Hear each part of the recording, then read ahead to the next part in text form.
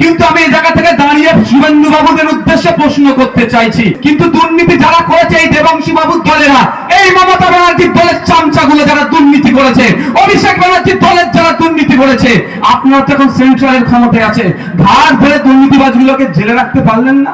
কিন্তু আমি এই জায়গা থেকে দাঁড়িয়ে শুভেন্দু বাবুদের উদ্দেশ্যে প্রশ্ন করতে চাইছি, যে সমস্ত তৃণমূলের এই চোর দেবাংশুদের দলের লোকেরা দুর্নীতি করলো, কোটাকে আপনারা জেলের মধ্যে রেখেছেন?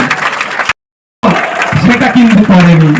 তাই আপনাদের বলবো, একটু ভাবুন, আপনাদের আঙুলের খেলাতেই কিন্তু আগামী দিনে এই হলদিয়া থেকে শুরু করে কলাঘাট পর্যন্ত এই অর্থ অঞ্চল তমলুক লোকসভা কেন্দ্রের মানুষের চাওয়া পাওয়া, অভাব অভিযোগ সবটাই পার্লামেন্টে গিয়ে চিৎকার করার জন্য আমরা আপনাদের হাতে তুলে দিয়েছি। যার নিজের চাকরি চলে গিয়েছে, সে চাকরি নিয়ে যেমন আন্দোলন করছে, সবার জন্য আন্দোলন করছে, আপনাদের হয়ে পার্লামেন্টে কিন্তু গিয়ে কথা বলবে। আমি আস্তে আস্তে অনেক কিছু দেখছিলাম, খুব খারাপ লাগছিল।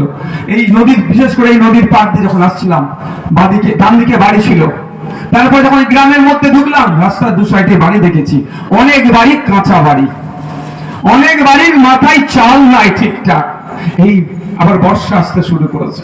কিন্তু প্রশ্ন আমার এখানে, শুভেন্দু বাবুরা বারবার বলছে আবাস যোজনা দুর্নীতি হয়েছে, কিন্তু আমি এই জায়গা থেকে দাঁড়িয়ে শুভেন্দু বাবুদের উদ্দেশ্যে প্রশ্ন করতে চাইছি, যে সমস্ত তৃণমূলের এই চোর দেবাংশুদের দলের লোকেরা দুর্নীতি করলো, কোটাকে আপনারা জেলের মধ্যে রেখেছেন? প্রশ্ন করতে হবে না? শুধু শুভেন্দু বাবু বারবার বলছে দুর্নীতি হয়েছে, দুর্নীতি হয়েছে, কিন্তু দুর্নীতি যারা করেছে এই দেবাংশী বাবুর দলেরা, এই মমতা ব্যানার্জির দলের চামচাগুলো যারা দুর্নীতি করেছে, অভিষেক ব্যানার্জির দলের যারা দুর্নীতি করেছে, আপনারা তো এখন সেন্ট্রালের ক্ষমতায় আছে, ঘাট ধরে দুর্নীতিবাজগুলোকে জেলে রাখতে পারলেন না। নাটক হচ্ছে, শুধু পাড়াতে এসে বাজার গরম করা হচ্ছে, ওটা বন্ধ করতে হবে।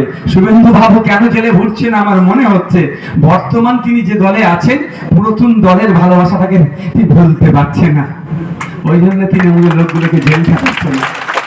কিন্তু আমার মা